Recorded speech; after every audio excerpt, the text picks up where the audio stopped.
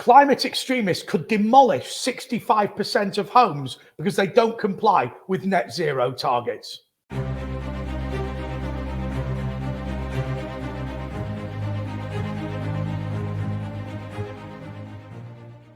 Hello, everyone. Welcome to the André and Lois show. How are you today? Very well, actually. Very well. It's sunny. It's nice. Well, it's a bit depressing because of, there's a bit of a heat wave on, isn't there? A bit of a heat wave, a bit of global warming going on, or otherwise known as the lead up to summer. It depends on your, your attitude. Interior Scotcho. Okay, look, this is an unbelievable story and something that I'm incredibly worried about. 65% of homes, admittedly, this is in Northern Ireland, but homes are very similar right across the United Kingdom. Yeah, well, homes are very similar right across the UK. 65% are not going to comply with net zero, and therefore potentially will have to have significant changes to them or even be demolished. It's absolute nonsense because most housing stock is old and is not suitable for heat pumps and all these retrofit things that they're talking about. It's an absolute nonsense. They're absolutely fine.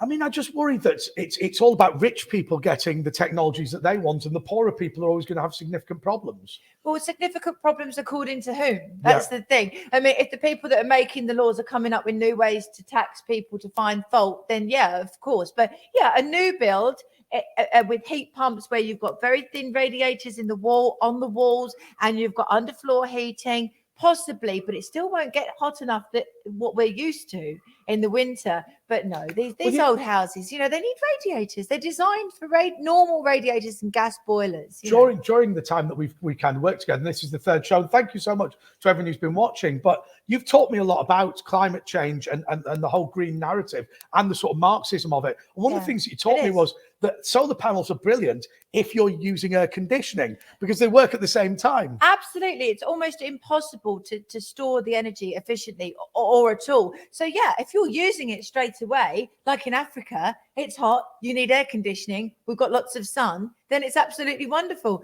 But we need the majority of our energy when there's no solar and no wind energy being generated, and that's in the winter. And what about this pushing people into poverty? Because I look around and the sort of houses they're talking about, the older terrace houses, a lot of people can't afford sort of triple glazing. Although, to be fair, if you can afford it, it's not a bad technology. Some of the other stuff like ground source heat pumps and whatever are a bit shaky in terms of being worthwhile. Windows are always a good thing to do.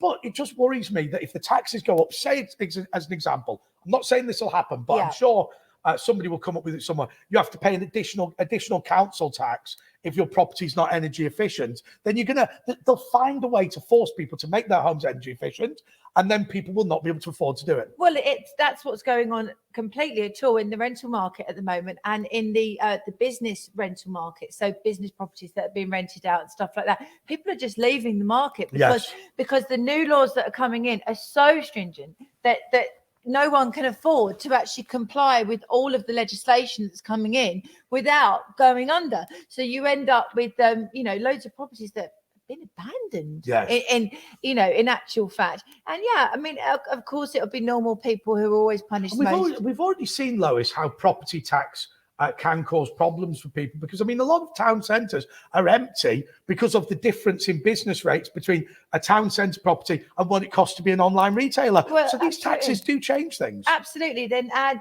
net zero compliance into the mix and basically you've annihilated commerce. Oh, yeah, there we are. There's the neo-Marxism again. Yeah, that's the worrying thing, isn't it? Because we've talked about this and I don't want us to sound like we're conspiracy theorists, but I just feel like it's a paganistic religion, and you have to destroy all your health, wealth, and happiness in order to worship their god. Yeah, absolutely. And as religion has diminished, new gods come up because human beings, when they eradicate spirituality, just replace it with something else, whether that's science or whether that's, as you say, like a pagan cult sort of CO2 annihilation worship thing. It's always replaced with something else, and you can tell that that's what it is because you're not allowed to question it. Yes. And they have their saints. We talked about that before with the Greta and the David Attenborough and everything else. But no, the majority of people in normal houses, actually the majority of houses that can be insulated now have been. Yes. Yeah. So it's a nonsense. So what about, I'm just going to ask you this straight out. Judeo-Christianity.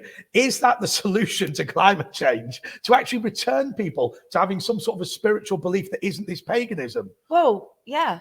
Well, there you go. There's the answer. I'll tell you what, Lois, if we have not offended the left yet, that is just absolutely incendiary.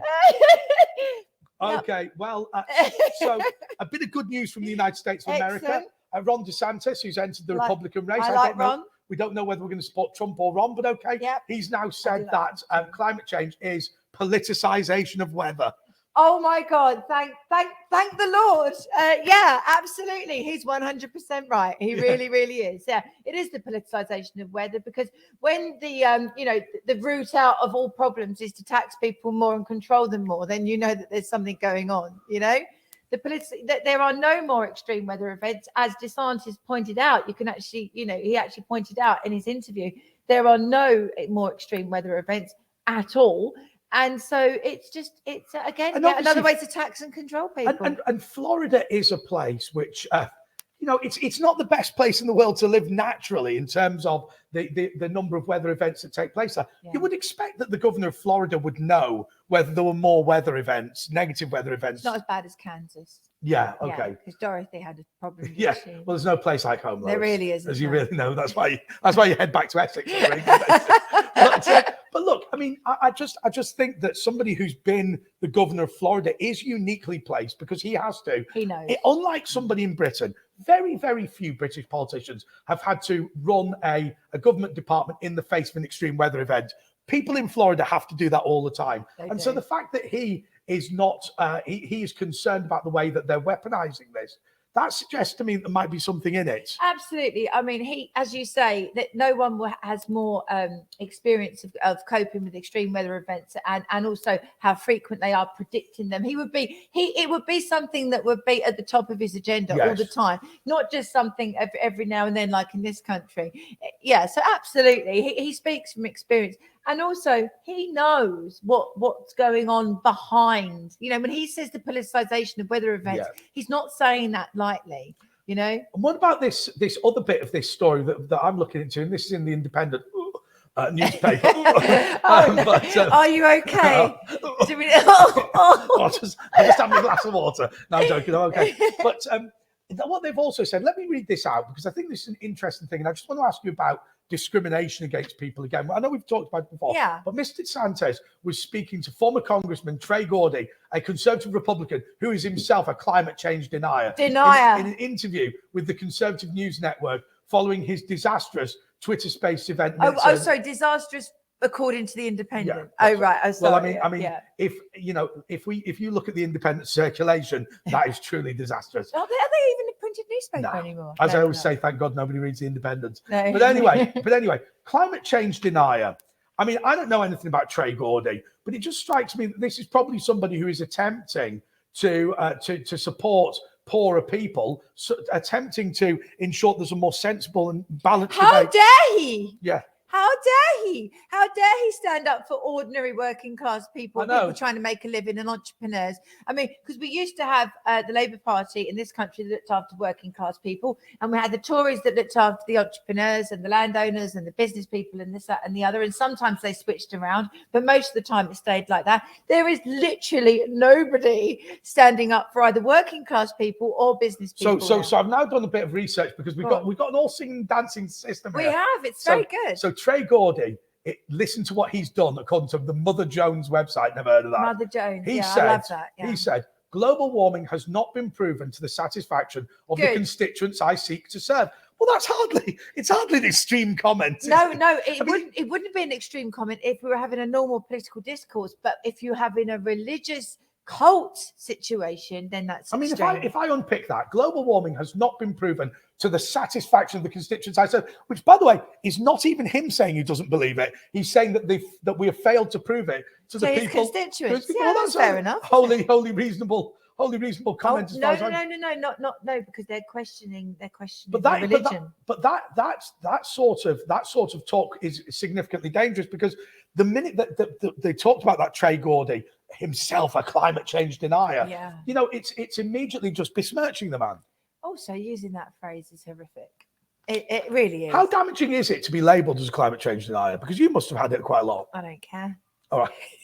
No, but actually, do you know what? I think to just being serious, Andre, for a second, yes, I think it had a lot of potency a couple of years ago. Right. But then if you keep going, which I have, and enough people then come on board and then they get a bit braver and people start talking and at the very least say, let's talk about it, then the denier label has less and less potency. But also it's like swearing a lot. Yeah, but you are a political commentator and somebody who's a CEO of a pressure group, CAR26, who obviously very kindly hosts this show for us.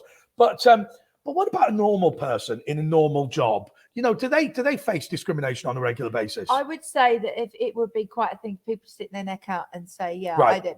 But again, I think my view, and I'm only getting this from talking to people, and cab drivers and various things, talking to cab drivers, is that it's becoming less and less of a thing, you know, for people to think, okay, well, let's have a look at it, let's question it, let's think about it. Think about it. I just don't think there's anything wrong with that. Okay, there shouldn't be in normal circumstances, should there? Well, I'll tell you what I will say to you. I was speaking to a friend of mine. His son is now 18, but when he was about 14, we went to some rugby club event, and the kids were in the pub, and it struck me that they were all they had the same views as perhaps we did. But they're just not allowed to say anything. You can't go up against the transition. In schools, the idea of you expressing a genuine, heartfelt thought in schools, really dangerous thing to do.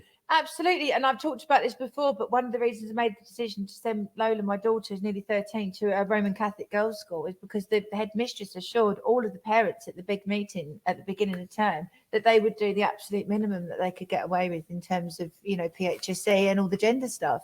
And we just thought, go for it. I mean, her dad's Roman Catholic anyway. I'm not. I'm Anglo-Catholic. But we just thought. Do you know there's a type of gender apparently called an agenda? Agenda. So I'm going to be an agenda. Yeah. I think there was something quite funny the other day on this brilliant satirical website, a funny thing called The Upper Lip. And it said that boy gets thrown out of school for because teacher gets sacked because they refuse to use this little boy's pronouns of your mum.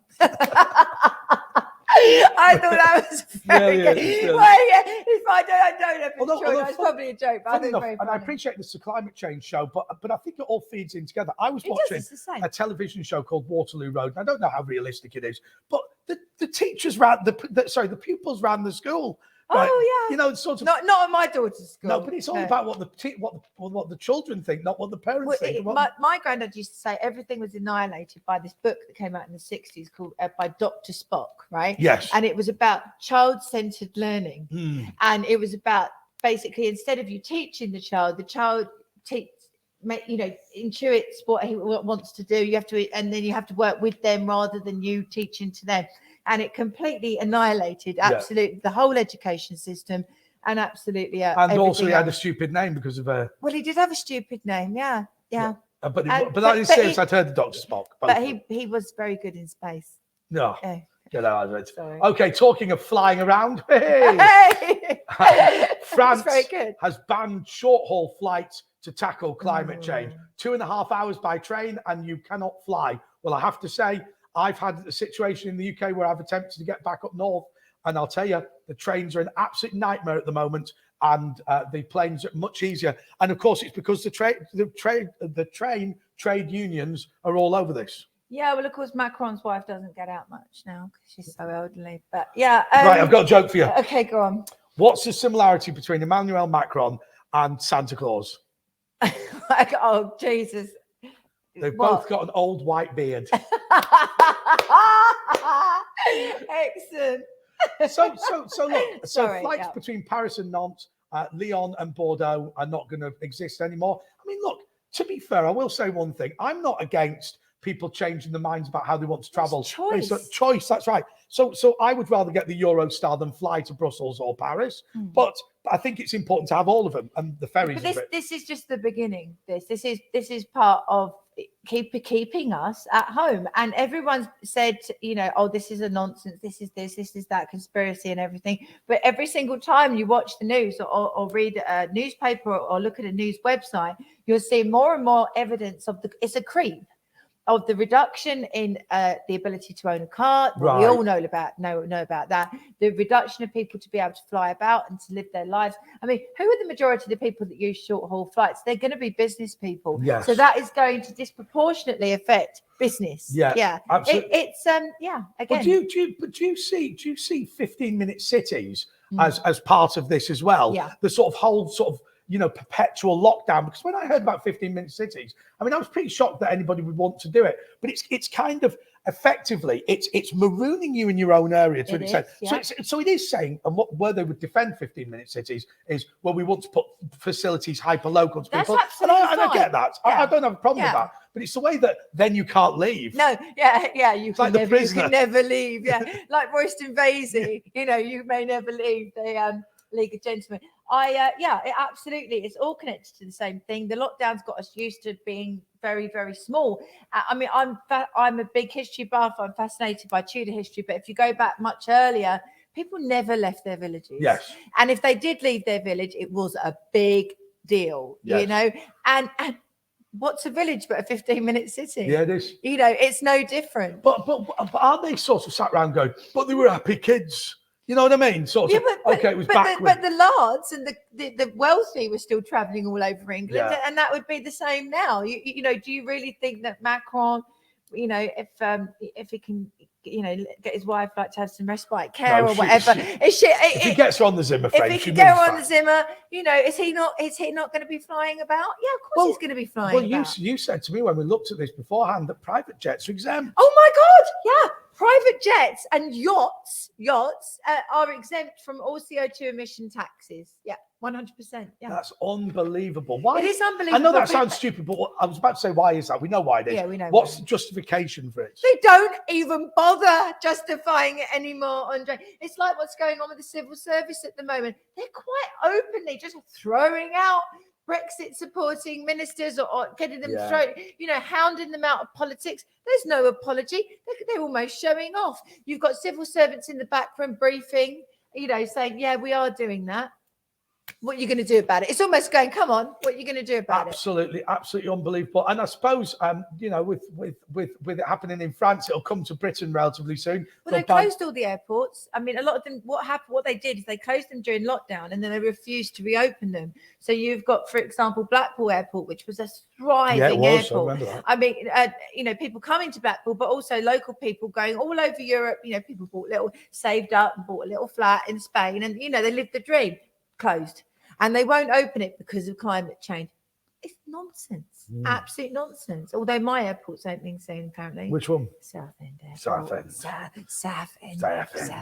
What was it that Frankie Boyle once said that when somebody attempted to set fire to Glasgow Airport, he said if he wants to burn a load of Glaswegians, prevents him going to Benidorm. was not the way to do it. But yeah, look, it is sad. And I remember when Richard Littlejohn asked Polly Toynbee whether she worried about climate change when she flew to her villa in Italy. And what did Polly say? And she said that was an unfair thing to say. No, but hypocrisy is an important element to this, isn't it? Hypocrisy is absolutely everything because it's do as I say, not as I do. If people aren't abiding by their own beliefs and then it means nothing, absolutely nothing. Or it's we're all equal. Some of us are more equal than others. Yeah, funnily enough, there was an article. I can't remember whether it was in the New Yorker. So apologies if I don't know. But I think I mentioned this last time. Actually, sorry to be repetitious, but the idea that having one rule for you and a different rule for everybody else is important for the Hollywood elite and the political elite in Britain because it sets them apart, doesn't it? It shows that they are more powerful and more important and more significant in life, and so they're keen to be hypocrites. Yeah, I mean, there's so many ways that you can look at that. I mean, obviously on the surface of it, that is madness. But yeah, I mean, if you want to argue that it's important to have an elite, that having an elite... No, it's important for them to enforce their power. What, by showing us they're hypocrites? Yeah. So, yeah, I don't know. So effectively, the article said hypocrisy is a right that the elites have that we don't have. Well, I've never ever heard such a brilliant example of doublethink in my entire life. I really haven't, but yeah, good for them for saying it. That sounds like a domestic abusive guy actually talking to a girl. But I can fully believe I can fully believe that. What, that they believe that? That they believe that somebody like, say, Meghan Markle, that somebody like, I don't know, Emma Thompson is sat there going, yes, but I need to do travel. The You other don't need people, to travel. No, I need to be in a private jet. You don't need to go to Benidorm. I need to fly in between my two because homes. I'm more important than Yes, you. Emma Thompson. I'm considerably richer than you. I am considerably richer than you. Look at the Rolex Stanley. Hello, young couple.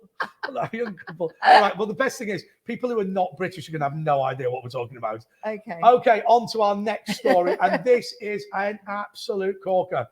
The American military has been told to prioritize climate change over all other things. The Rand Corp has put in a study that says the long-term dangers of climate change are particularly serious for the US military. They say, and get this, they'll struggle to train troops, maintain equipment and facilities, and they might not be able to effectively operate because global warming will have an effect on national security.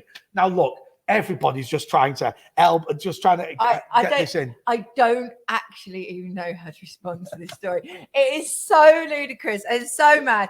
And I don't know. And there's a think tank that's obviously got some money that's quoted throughout, and you just think, right, what a load of What I love, NBC has quoted Richard Kidd, who is the deputy. Richard Kidd. He's the Deputy Assistant Secretary of Defence for the Environment and Energy Resilience. What a load of right, okay. Assistant Secretary of Defence for Deputy Assistant Secretary of Defence for Environment and Energy Resilience. Let's just think about that for a moment. He said in this meeting, and this is the quote they put in NBC, it's here today, full stop. Well, what else? That's all he said. Is that the quote? It's here today. Oh my God. Oh, I have no sensible response to this. So they said in the future there will be problems with maintaining equipment, deploying troops, and he said it's here today. And shut up. Right, that is one. Yeah. Good night. Well done. Just get the sunshine bus for him. Send him back. But also, who would be the Deputy Assistant Secretary of Defence for Environment? I know, and also being the Deputy Assistant, not the Deputy. The Deputy Assistant to the Deputy. That is like the worst job title ever, isn't it? Richard Kidd, if you want to come on, we'll come in. It's here today. Let's just go that again. Richard Kidd, Deputy Assistant Secretary of Defence for Environment and Energy Resilience, said it's here today, and that completed. I'll just move on to the next story, André. That completed. Oh no, this is even worse. This one.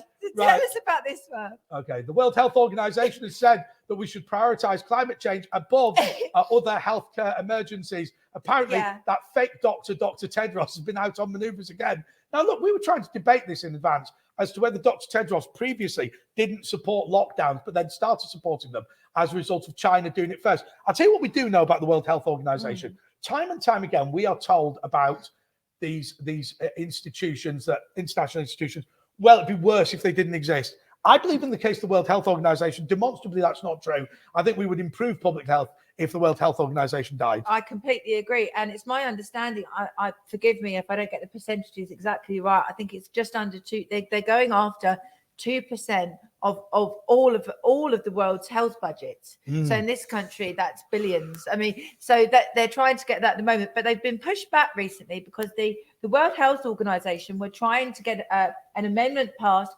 whereby it wouldn't be a recommendation, what they said, if there was a pandemic, like lockdowns, enforced vaccination, whatever, that it would actually be, it would override our national sovereignty. And that was literally a few days away from becoming law. And bless them, the African countries pushed back. So they've had a massive, from their perspective, setback in the last few days. So I wouldn't take anything that these shysters have. What worries me about Dr. Tedros, and he's not a real medical doctor, and I think actually, okay, he's a scientist and he does hold a PhD, but at the same time, I think he might have got it online. Well, probably. I mean, Ethiopian universities are brilliant, aren't they? Don't you ever go at Ethiopia? I think they're one of the countries that have stopped these. Did they? Yeah, I think they might have done. Well done, Ethiopia. Well done, Ethiopia. If it is but the amazing thing is that this is a man who we are the muggins countries, aren't we? We're the countries that pay for all these organizations, like the World Health Organization. They're the country, China is the country that benefits from all of it. They choose who heads all these international bodies, and we have to pay the bill. Well, yeah, I mean, didn't Donald Trump remove funding for the WHO? Well, he was desperate to, but the left wouldn't let him. No, but he wanted to. But he certainly put a trade embargo in with China, didn't he? China. It's great, really great. Like me. Believe me, China. Okay, so the next one is that a dozen cities in the United States of America, including Honolulu, are suing energy companies and oil companies in order to get the cost of flooding repairs back into public coffers. I mean, this is just bananas, isn't it? It is bananas. I don't know what they grow in Honolulu, but or some sort of equivalent fruit. But my understanding from my contacts is that the oil and gas industry are completely complicit in the whole net zero nonsense, and they're actually benefiting from it enormously. Why? So because number one, they set up divisions which are environmental, so they get subsidies. Yeah. And also it pushes the price of their product up because nobody's using any less oil and gas. In fact, people are using more and more and more. And the more renewables you have on the grid, the more expensive the price is. Just to explain what my understanding of it is that if you are going to put solar and wind onto a national grid, you have to put more gas turbines on as well, because then when the wind drops and the sun doesn't shine, gas turbines can turn on. Absolutely. But what it does is it makes something that's very reliable and 24/7 intermittent, because they have to switch the gas off and on all the time. Yes. Because what happens is there's a legal requirement that the grid takes any energy that's generated from solar and wind first. Yeah. Right. So then they have to switch off the reliable traditional gas. So then what you have is things being powered up and powered off all the time. But then you also have to have it's quite complicated, but then they also have to have gas to keep them going to get turbines going as well. So, but the main thing is it makes gas more expensive, because you've got things being fired up, turned up, turned off. I mean, of course, it's going to make it makes something that shouldn't be intermittent, like wind and solar. And how dangerous is that for the country as a whole to have a national grid that's no longer stable? I mean, we saw terrible problems in the USA over the Enron situation. Well, absolutely. I mean, the thing is, though, and this is why I'm saying that I think the oil and gas companies are completely complicit from my contacts, because we're not switching off oil and gas. No. It's a way of people making money. And making us cold and poor. There's no two ways about it. Now, the next one I think is going to drive you absolutely bananas. About my hometown. Oh my God. Okay. Go on. Essex County Council has launched an app to help you manage your climate change experience. It's part of their £200 million pound climate action plan to challenge climate change. Put my teeth back in. £200 million, and this is a county council that's cutting 21 bus routes. So that is supposed to be green transport. So what's that about? Yeah. Well, because the reality is they're obsessed with these carbon targets. Yeah, but if you're obsessed with carbon targets, you shouldn't be reducing public transport. The long and short of it is, Essex people ultimately, this is as far actually as we will go in Essex, is doing an app. Because and someone is sitting in a jacuzzi with 5 girls in bikinis smoking a massive cigar, right? Who's just got 200 million quid in the bank. They probably live in Brentwood, right? Yeah. Okay, right. This is as far as we will go. I mean, I've had conversations with some very senior people in my local council who said they didn't even bother discussing ULEZ 15-minute and all of that, because we just wouldn't have it. No. We just wouldn't have it in Southend. It just wouldn't happen. So maybe they've done this app. The guy's got his money. I think, are you going to stop the girls driving their massive, huge white Range Rovers and having their nails done? Nothing will stop those girls. Councillor Peter Schweer from... His name's Schweer. Schweer. Oh, Councillor Peter Schweer, Essex County Council's climate czar, said, "We are delighted to launch a carbon-cutting Essex app, which we hope will play a significant role in helping us Thank you very much. Tackle climate change." Climate czar? Is that an actual joke? Oh, that's so Essex. He couldn't call himself the Deputy Assistant Commissioner or whatever, could he? I'm a czar. Yeah, I'm a czar. Yeah. I'm here. It's unbelievable though, but it shows how even Conservative councils, and Essex is 52 Conservative, 75 councillors. Oh, it doesn't mean anything Conservatives. They're not Conservative, are they? That's the problem. So, yeah. But anyway. Welsh ministers have failed to deal with climate change when it came to floods. Apparently, there should be changes in planning rules that prevent more building of houses in order to protect against the problem of flooding during climate change. Now, Lois, let's be honest, Natural Resources Wales have said this, but I think the real problem is the way that we are seeing time and time again rivers not being dredged in the way they were before. For hundreds of years, people dredged the rivers. Now that now the banks burst, people blame climate change. Of course they do, because they don't want to blame the fact that they built on floodplains or they haven't done their jobs properly, as you've just said. It's much easier to blame climate change. And hey, you could even, sue an oil and gas company and get them to cover all the costs. It's just rubbish. But also, there's another element to this, which is the whole idea that the Welsh Assembly needs to do something about it, or the Welsh Government. We're now seeing these devolved bodies being even worse than national governments. They've got to prove themselves, haven't they? It's like, some sort of girl gets a job, like a position of power for the first time. It's like, right, I'm going to prove myself a bit. Absolute bitch. So just do that wobble again. We'll get more viewers. I'm not going to support any other women coming up underneath me, like staff. I'm not going to do anything. I'm going to make everyone's life a living nightmare because I've got some power. I've had so many female bosses like that. I can't tell you. But anyway, which is one of the reasons why all my friends are men. But this is exactly the same as this. Not the reason. It's not the reason. Shut up. Anyway, it's the same with Wales, and as you say, with all of the devolved governments, they've got to prove themselves. They've got a little bit of power, and they've got as my nan would say, they've got a uniform, and they're going to show who's boss. Yeah, the other problem is we've seen now, because of immigration hitting such enormous numbers, 606,000, and that's the net migration figure this week. These rules, known as TAN 15, effectively are about where you can build non-floodplains and whatever.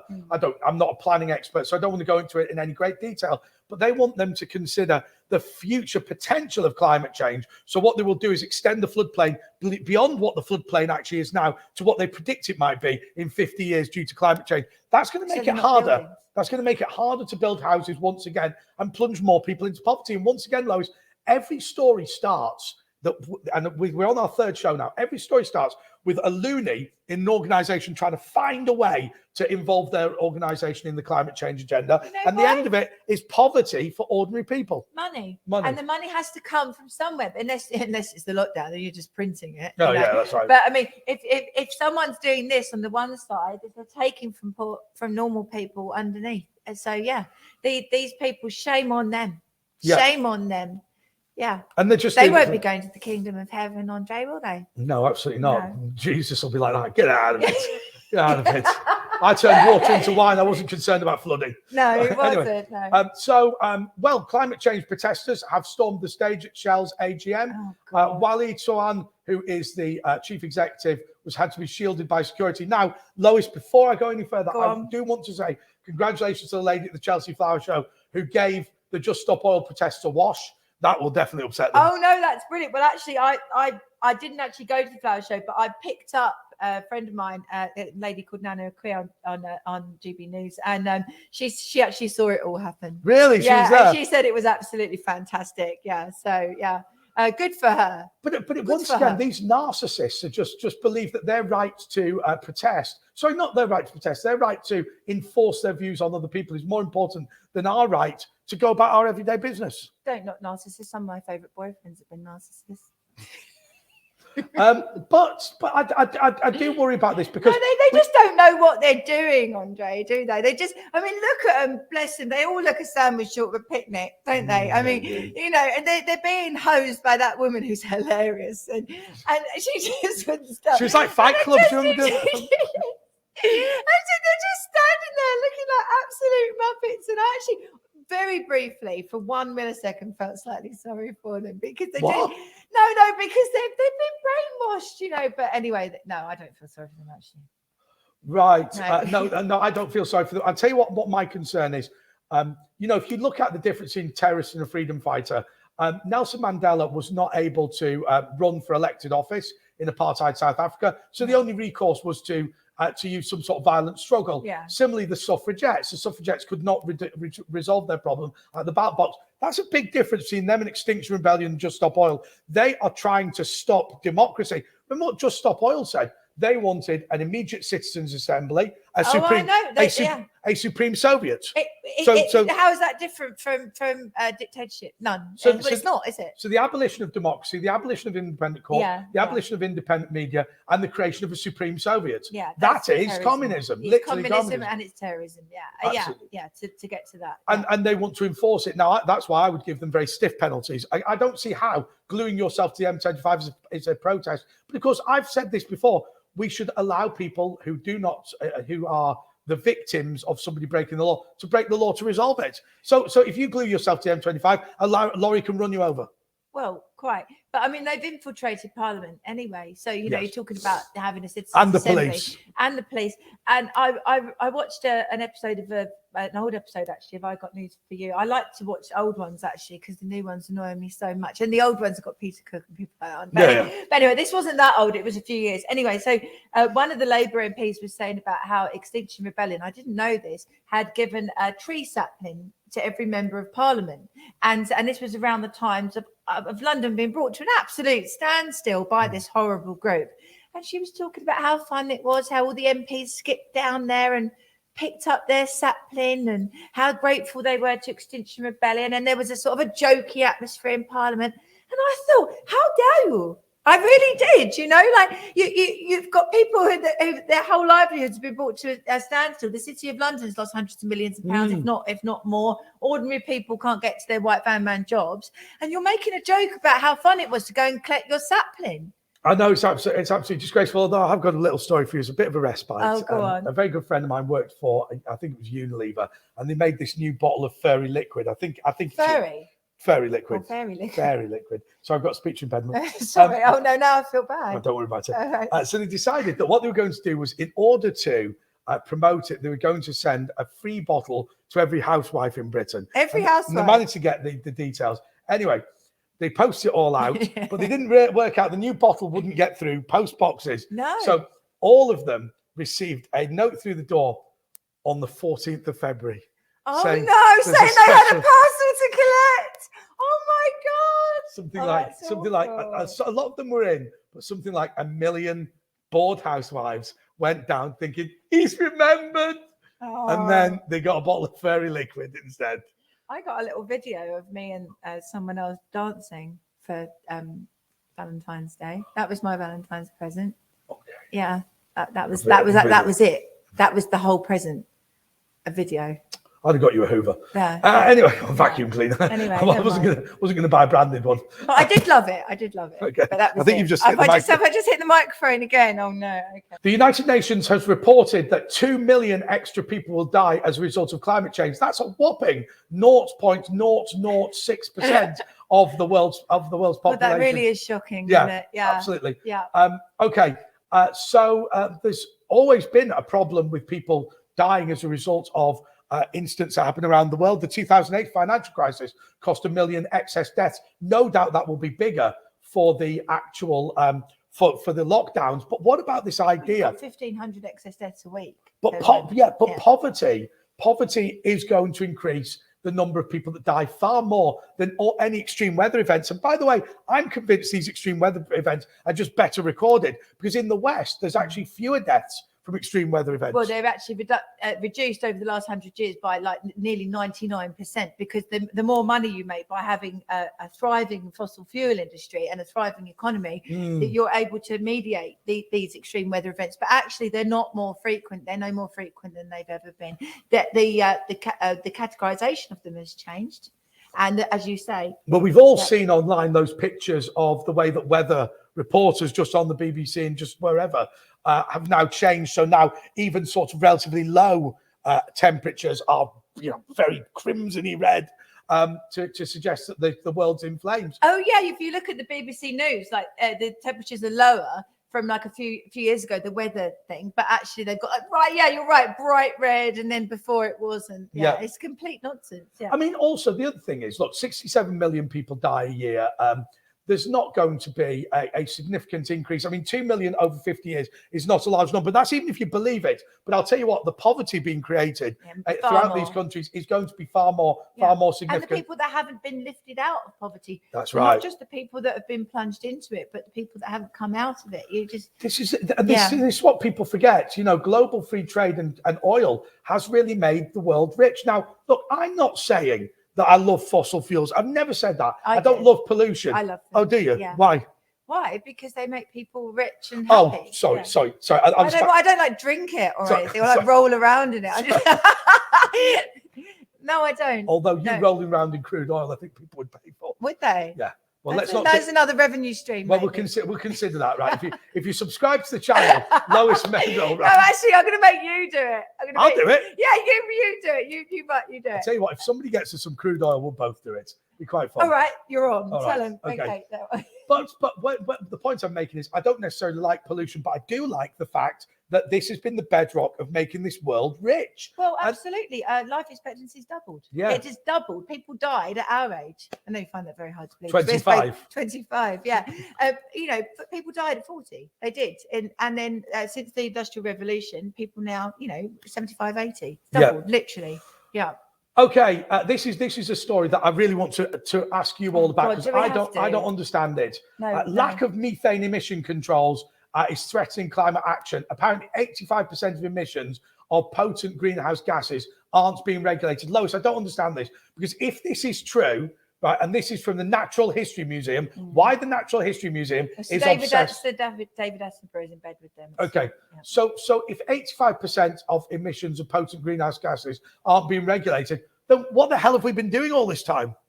Well, I mean, again, it works on the premise that is what they're saying is actual fact. Actually, a huge amount of scientists contest that methane causes any kind of issue in terms of greenhouse stuff. So and when you look at it like that, then the whole article sort of almost like collapses in front of your eyes, because if that's actually not, if that's not considered necessarily a fact, then. And what about the central idea of the Natural History Museum being obsessed with climate change when it's supposed to be a museum? Money. Everything's about they're money. all in on it. I know. Yeah. It was like the Brexit referendum, where suddenly you discovered everything was related to Brexit. It was things like, the amount of research grants we get for fly fishing will be damaged. How is that related? But everyone's getting on the bandwagon. Because everyone was getting money from Europe. That's why. And they didn't want, they didn't want the gravy train to end. They didn't care about the what's the word? Fishermen. No, fish of them. The fish of them. Fish of them. They didn't care about all the ordinary people. All they cared about is whether they were getting, their money from Brussels or whatever. Yeah, it's just. Indeed. Well, this has been the third episode of the Lois and André show, and I think we're doing all right, aren't we? I think we are doing all right. A bit of a lot of followers. Now, the big thing is, it's really important. You've got to subscribe to the YouTube channel, hit the bell notification icon, because this isn't the only show that we do on here. There's other stuff coming on all the time, but make sure you get on that Twitter account as well. That's twitter.com/CAR26_org, which is ORG. Okay, I think we're off now, aren't we? Thank you. We will see you next week. Until then, goodbye.